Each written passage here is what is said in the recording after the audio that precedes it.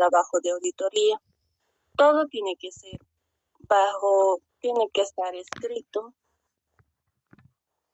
las cosas que va a necesitar, el honorario que va a tener, todo tiene que dejarlo por escrito, y esa sería de manera formal.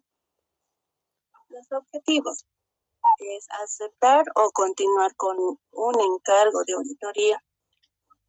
En este caso, el auditor tiene que medir los riesgos que tiene la empresa. Si los riesgos son mínimos, entonces toma la decisión de realizar el trabajo. Pero si los riesgos son muy altos, entonces el auditor tiene que cuidar su reputación. Es mejor ya no realizar el trabajo de la auditoría.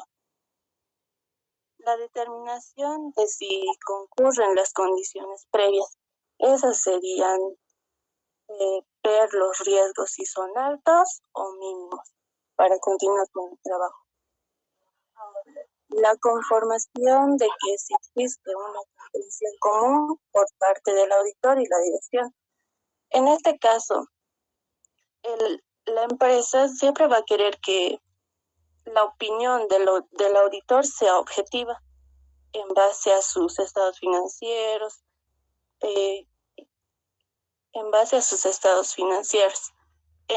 las condiciones previas. Utilización por la dirección de un marco. Disculpe, señorita, ¿esta es la NIA 210? 210. Ya, sí. Gracias. Condiciones previas. Utilización por la dirección de un marco de información financiera aceptable para la preparación de estados financieros y conformidad de la dirección y cuando proceda. Son los requisitos que el auditor debe verificar. Si con eso va a poder aceptar y continuar con el encargo de auditoría. Siguiente, por favor.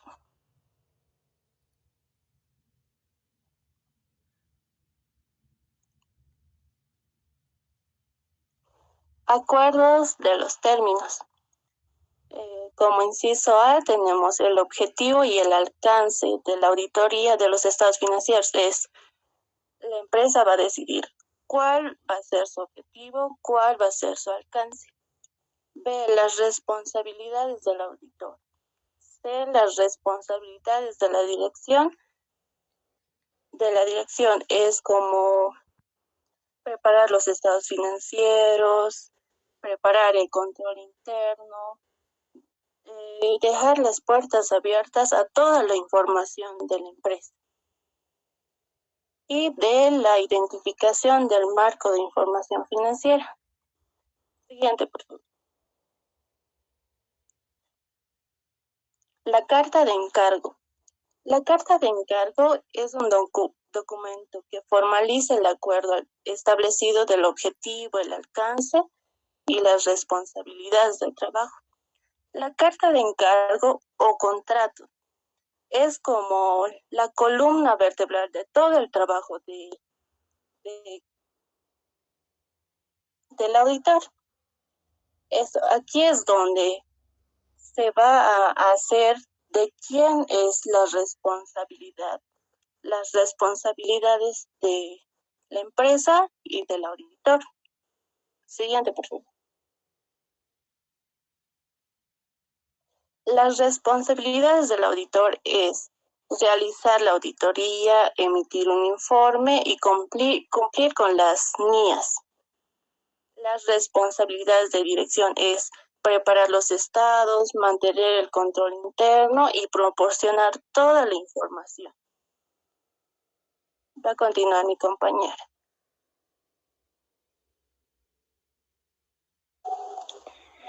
Continuando con la exposición, en esta diapositiva les voy a hablar sobre condiciones previas para la auditoría. Estas son las condiciones que tiene que darse antes de empezar. Antes del auditor de que diga sí, acepto el trabajo, tiene que revisarla. tiene que revisar que la empresa cumpla ciertos requisitos, ¿no? Obligatorios, porque sin ellos no se puede hacer una buena auditoría, un marco contable válido. Las cuentas y reportes tienen que estar hechos siguiendo las reglas aceptadas, claras, como por ejemplo las normas internacionales o las normas locales vigentes, ¿no? Que están actualmente, que sean adecuadas para este tipo de negocio, fácil de entender y confiables. También tiene las responsabilidades claras de esta empresa, en una empresa. Ellos son los encargados de preparar los estados financieros sin errores ni engaños. Deben tener un sistema de controles internos bien hechos para cuidar su información, ya que también tienen que darle al auditor acceso libre a todos los papeles como registros, datos del personal y tienen que confirmar, ¿no?, todo por escrito. Su cumplimiento de normas, todo debe ajustarse a las leyes y reglamentarias que aplican en este momento, incluyendo lo que piden, ¿no?, los auditores hasta la gestión 2026. Si falta algo, ¿no?, que el auditor tiene que evaluar y aún así puede trabajar bien o si es mejor no aceptar el encargo para no cometer errores.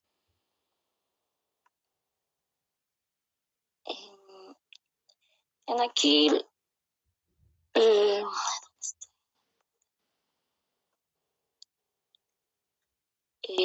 elementos claves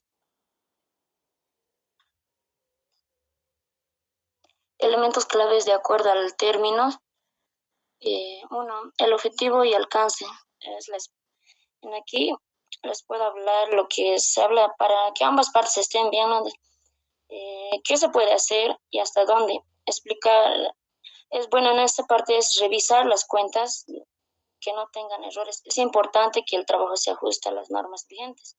Lo que hace el auditor es una revisión, ¿no?, siguiendo todas las reglas profesionales actuales, entregar su informe con opinión final, sobre todo actuar con la ética, guardar secreto profesional y avisar si se encuentran problemas graves. Lo que hace la empresa es preparar bien sus cuentas, cuidar sus controles, dar la información que se pida, permitir el acceso a todo lo necesario.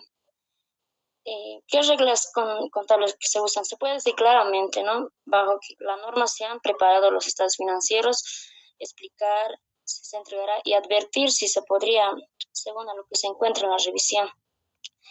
Las consecuencias del incumplimiento, si no cumplen con lo establecido en la NIA 210, los problemas legales que se puede ver es la empresa o terceros podrían reclamar o demandar, ¿no?, si algo sale mal porque no se definieron bien las cosas. También se ven las sanciones profesionales, los organismos que vigilan, ¿no?, a los auditores, incluso hasta puede haber multa o sancionarnos si no cumplimos con las reglas. Una solución sencilla sería seguir al pie de la letra con todo lo que se dice en la norma y guardar por escrito cada paso que damos, cada acuerdo que tomamos y así nos protegemos todos.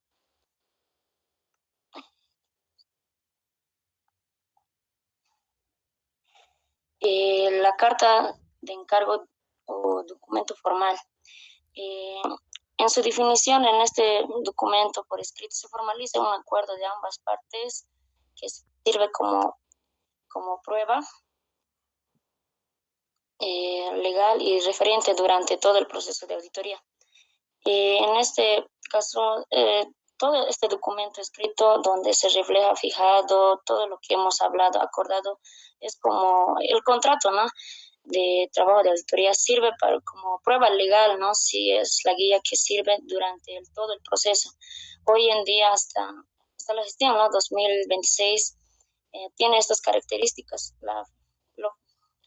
La firma, ¿no?, por personas autorizadas de la empresa como entrega antes de empezar cualquier trabajo de campo, si la auditoría se repite cada año o no. No hace falta, ¿no?, hacer una carta nueva siempre, pero hay que revisar cada vez para ver si hay que cambiar algo o si se menciona o que se ajusta a las normas si están vigentes, ¿no?, hasta la fecha.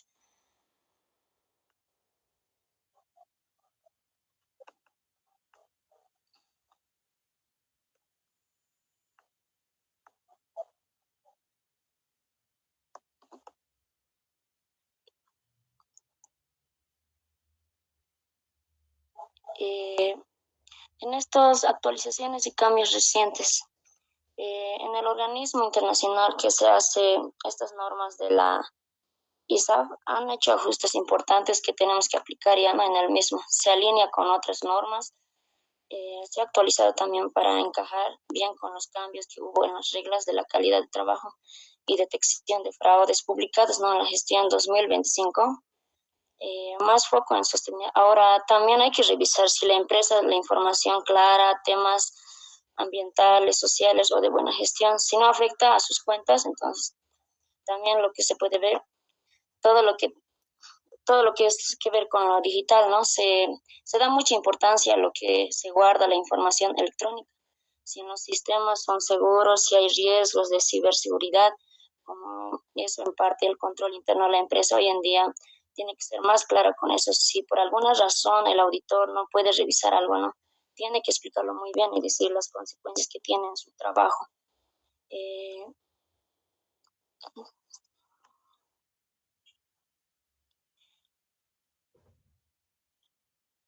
eh, Revisión de términos de auditoría recurrentes.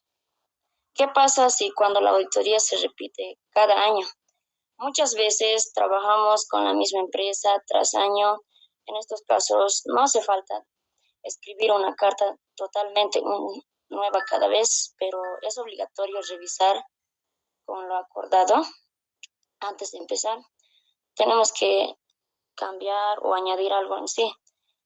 Y también se puede ver, ¿no? Han cambiado, si se puede ver si han cambiado las condiciones de la empresa o de su negocio, hay nuevas leyes o normas que antes no existían, ¿no? La empresa siempre tiene que ver el cambio de los dueños de la estructura o de la actividad que acordamos hacer algo distinto o de otros años. Eh, Caso práctico. Les quería mostrar la carta de encargo. No sé si se puede ver. ¿Me confirmas, compañera? Sí, se puede, se está bien. Este es un ejemplo de la carta de encargo. El objetivo, donde se puede ver el objetivo y alcance de auditoría. En aquí se solicita, ¿no?, que auditemos los estados financieros, el flujo de efectivo, el patrimonio neto, la responsabilidad del auditor. Se lleva a cabo, ¿no?, la auditoría de conformidad con la NIA, y dichas muchas normas exigen que cumplamos requerimientos de ética y también se ve la responsabilidad. Es importante también que hay que dar la dirección, identificación, el marco de información financiera aplicable. Como por ejemplo, se supone que el auditor tiene que las disposiciones legales o reglamentos que estén dichas, escritas. También hay otras informaciones relevantes como acuerdos de honorarios, facturación y otras condiciones específicas. Y también tiene que haber su firma, su cargo. También hay declaración de confidencialidad de contadores que estén certificados, ¿no? Y de la misma manera también tiene que tener su firma, la fecha y la declaración de independencia.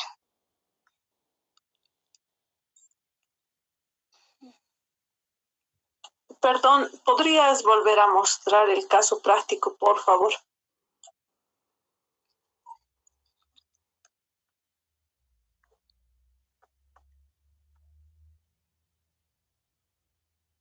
¿Caso práctico o carta de encargo?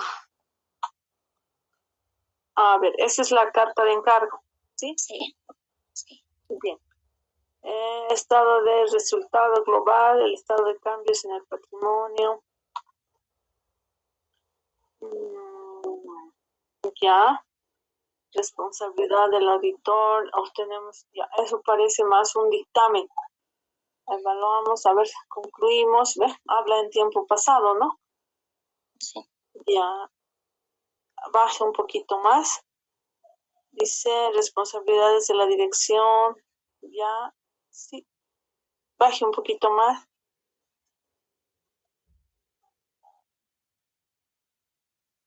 Ya, a ver, continúe explicando, por favor, a partir de ahí. Eh, en esta parte se ve cada, ¿cómo le puedo explicar? Cada parte de nuestro proceso. En esta auditoría solicitamos, ¿no? Tiene que estar la dirección y cuándo se va a proceder, los responsables de la entidad, todo tiene que estar confirmado, escrito. Y, y tiene que estar acuerdo en ambas partes. Tiene que estar también, hay que brindar información como acuerdo sobre los honorarios, facturación y otras condiciones específicas, ¿no? Según el caso. El informe, en la parte de informes hay que insertar referencia, su estructura, la auditoría, cuándo se procede, ¿no?, al tratamiento del informe y otra formación de conformidad de la MIA 720. También indica, ¿no?, que se aceptan los acuerdos relativos a nuestra auditoría de los estados financieros, incluidas las respectivas responsabilidades. En esta práctica, la firma de los miembros del personal también firmen, ¿no?, la declaración de confidencialidad, ¿no?, en el momento de su contratación, y que vuelvan a firmarla cada año, ¿no? Para efectos de esta práctica solo incluimos una declaración nomás. Para asegurarnos que se cumpla, ¿no?, constantemente en la sección 140 del Código de la IFAC, relativamente a nuestras responsabilidades profesionales, la protección de nuestros clientes, es esencial, ¿no?, mantener la confidencialidad de los asuntos de nuestros clientes. Toda la información de nuestros clientes, lo que tenga el conocimiento cualquier persona como resultado de su relación con la firma, a menos que sea dicha información sea dominio público. Y ahí tiene que firmar el responsable. En la declaración de independencia o personal profesional deberá incluir también una declaración por cada miembro de equipo de compromiso. También hay que, en una carta de declaración de independencia, tiene que saber y entender que cumplan las normas políticas, los procedimientos de las firmas, que incluyen, ¿no?, en la sección 290 en el Código de Ética para los contadores profesionales de la IFAC sobre la independencia, con excepción de los asuntos que se mencionan adelante en la primera página.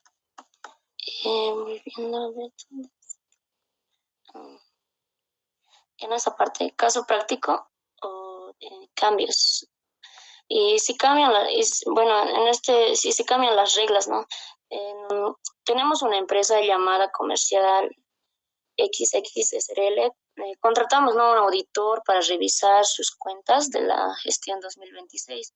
Al inicio no va de maravilla, se cumplen las condiciones. Al inicio no todo va de maravilla, diré. Se cumplen las condiciones, se firma la carta de encargo, lo que les mostré. Todo va, ¿no?, perfecto a manual, pero a mitad de la auditoría salta una sorpresa. La dirección de la empresa le dice al auditor, ¿no?: oye, mira, estas cuentas por cobrar están en lío judicial, mejor no las mires. Lo que están pidiendo en realidad es limitar en el trabajo, que ya estaba pactado, ¿no?, y firmado. Y aquí llega, ¿no?, la pregunta del millón, ¿no? ¿Qué debería hacer el auditor? ¿Aceptar esta limitación? ¿Qué se hace en un caso así, no? ¿Se cede para no enfadar al cliente o se mantiene con lo que se acordó? Y en lo que dice, pues, la NIA 210 nos da la respuesta. Bueno, más bien el camino que se debe seguir, ¿no? El auditor no puede decir sí o no a la ligera. Su obligación es pararse a pensar y evaluar. Hay una razón lógica, ¿no?, aceptable para este cambio. O quizás intentando que no vea algo, ¿no?, en una situación como esta, dejar de mirar unas cuentas por cobrar. Es un recorte muy, pero muy importante del trabajo. Así que la norma es clara. Le da al auditor las herramientas para proteger su integridad, ¿no?, de su informe. Puede ser probablemente que deba rechazar el cambio, y si la empresa insiste incluso, ¿no?, podría tener que renunciar al encargo, porque la calidad de la independencia profesional son sagrados. Y en este caso práctico nos sirve perfectamente para ir cerrando, entender por qué esta norma es tan importante en el día a día, ¿no?, de un auditor. Y si tenemos que dar una sola idea de todo esto, que sea la NIA 210, no es, la NIA 210 no es un papeleo, pues no es un trámite burocrático en la base, en el cimiento, ¿no?, sobre que se levanta toda la relación profesional, y al final del día se sostiene la confianza. La gente deposita todo su fe en el trabajo del auditor. Entonces, resumiendo, ¿por qué es tan crucial, no? ¿Por qué se ponen fundamentos legales, técnicos? ¿Por qué se exige que sea todo claro, transparente, desde el minuto, desde que se inicia, desde el minuto cero en sí? Porque deja bien delimitadas las responsabilidades de cada uno. Y todo esto en que se traduce, pues, en el informe final ya sería, pues, una credibilidad a prueba de bombas o inversiones, ¿no?, para los bancos, para todo el mundo. Y eh, eso sería todo, Alicia. Ok, muchas gracias. Voy a compartir un momento yo también, por favor, para darles un poquito más de este tema, porque la NIA es un procedimiento más que todo administrativo, ¿no es cierto? Entonces, si bien sus compañeras han expuesto algo bien importante, ya que si el auditor no entra a determinar los puntos claves o críticos, digamos, de la auditoría primero en una documentación, ¿no es cierto?, que debe de respaldar al auditor. Entonces, si no pusiera eso, hay inclusive hasta procesos penales para el auditor, ¿no? Porque puede entenderse de que el auditor ha estado en complicidad con la empresa para no revisar ciertos aspectos empresariales, ¿no? Muchas gracias, señorita. ¿Ya? Entonces lo que ella dice, primero, las condiciones previas, ¿no? La carta de encargo, eso es algo muy, muy importante, ¿ya? ¿Para qué? Para evitar malentendidos, ¿no? No podemos hacerlo de forma verbal. Tú me has dicho esto, yo he dicho aquello, entonces no se puede hacer eso, ¿no? Entonces, y también hasta ese punto en la carta se tendría que poner los puntos críticos que se van a revisar, ¿ya? Entonces, antes de presentar esta carta de aceptación, el auditor necesariamente tiene que hacer una evaluación, ¿ya? Entonces, no es nomás rápido aceptar, ¿no? Sino tienes siempre que evaluar la auditoría que tú estás recibiendo. En este caso, es más profundo, se debería de tomar este aspecto cuando estás en una auditoría financiera, ¿ya? Sin embargo, en una auditoría tributaria te vas a basar en la norma, ¿no es cierto? Te vas a basar siempre en la norma. Entonces ahí sí te va a apoyar el tema de las RNDs, de la ley 843, ¿no es cierto? Entonces voy a compartirles un ratito.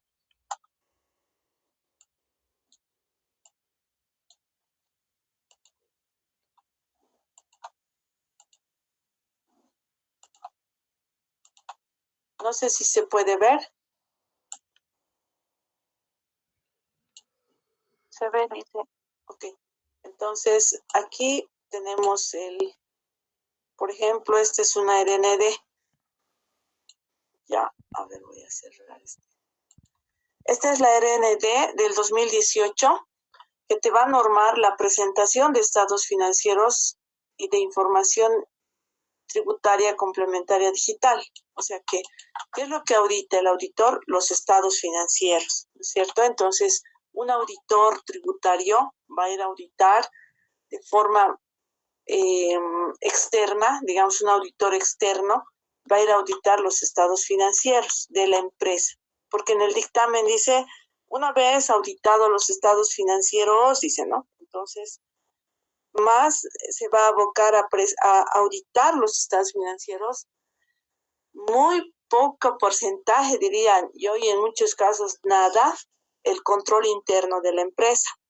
Ya eso sería muy específico, tendría que quedar siempre la empresa de que te pueda evaluar el control interno. Ya ese es otro tipo de evaluación, pero también se puede hacer adjunto a una auditoría tributaria, ¿ya? Pero, por ejemplo, esta te dice que tienes que presentar los estados financieros, ¿no? Entonces aquí pone todos los artículos que respalda a la administración tributaria y a la presentación de información tributaria.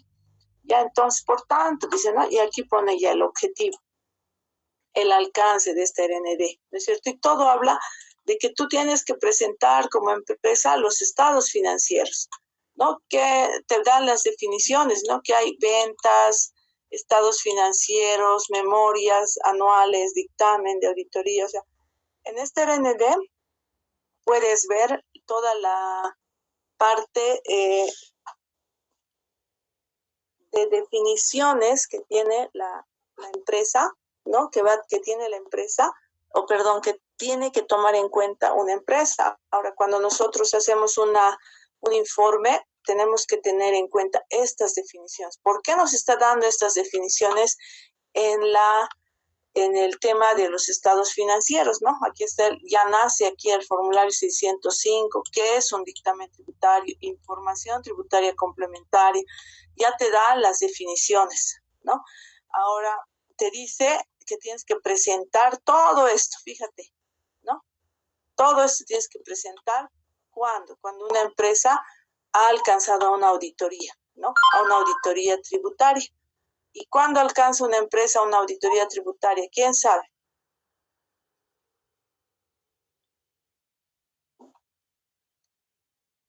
¿Quién me dice? Deben saber, no creo que no sepan. Toda la pregunta dice, ¿cuándo evade sus impuestos? No, aquí te dice, mira, muchas gracias, pero por responder, aquí te dice, cuando los contribuyentes han alcanzado ventas o ingresos brutos anuales iguales o mayores a 1.200.000. Ya en la gestión 2018, así se fijan, no sé si están viendo, ahí dice el monto que tiene que alcanzar la empresa para presentar una auditoría tributaria. Ya, entonces, y aquí te da todo lo que tienes que presentar, ¿no? Al Servicio de Impuestos Nacionales. Dice presentar la siguiente documentación, ¿no es cierto? Entonces, si te das cuenta, ya está normado, o sea que ya tú como auditor, tanto interno como externo, como auditor de impuestos nacionales, ya todo tu procedimiento se va a basar en esta normativa, ¿ya? Entonces, aquí te dice quiénes son los sujetos pasivos, ¿no es cierto? Aquí está todo, dónde tienes que presentar, cómo tienes. Antes era la presentación física era en el Servicio de Impuestos Nacionales, ¿ya? Eso era.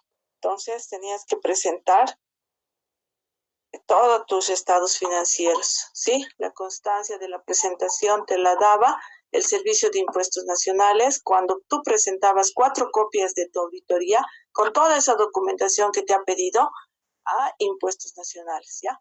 Aquí están las sanciones, ¿no? La falta de presentación de los anexos, porque son anexos más los que hay que presentar, ¿no es cierto? Están en la IDF, ¿no? En la clasificación de sanciones por incumplimiento de deberes formales vigentes, ¿no es cierto? Ahora, en este tema, este año ha cambiado ya la normativa con esta nueva RND, la 102614, ha cambiado la modificación, ha modificado la RND 10.00815. Ya ha modificado la presentación del monto más que todo, y ya la presentación ya no es física, ¿no? Hasta el año pasado era física, ahora ya es digital. Igual, tienes que presentar los estados financieros, ¿no es cierto? Es una modificación.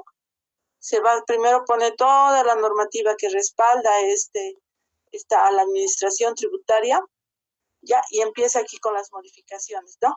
Entonces ahora aquí te da las definiciones o lo que se está modificando, ¿ya? También te da todo lo que vas a enviar. Ahora